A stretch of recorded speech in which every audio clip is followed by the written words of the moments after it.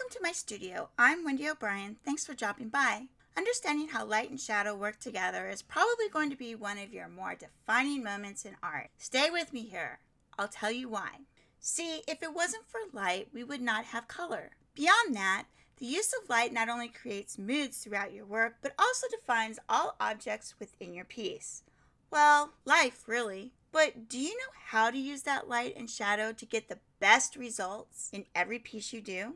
In the simplest form, you have to have darks or shadows to have light. Let me give you some examples. This set of colored squares represents artworks that do not have hardly any shading and are just underwhelming. Notice how none of the colors create any dynamic or push and pull. The second set of squares represents those mid-tone pieces that lack dimension. While the artist may not be afraid to use some shading, they are afraid to go too dark and end up with a piece that is a bit flat because there's not enough contrast between the lightest and darkest colors. This third set of squares represents those that aren't afraid of dark.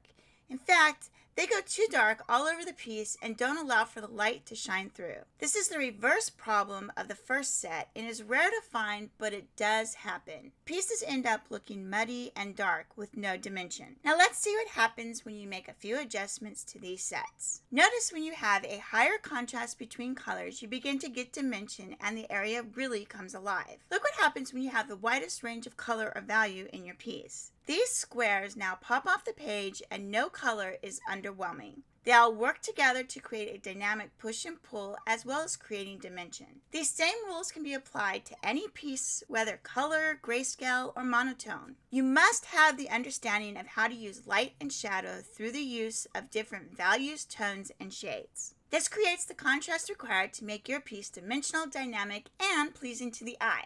If you are new to the channel and found this video helpful, consider subscribing, hitting the like button, and bell notifications so you don't miss out on future tutorials, and a share is always appreciated. Until next time, keep on arting. Bye!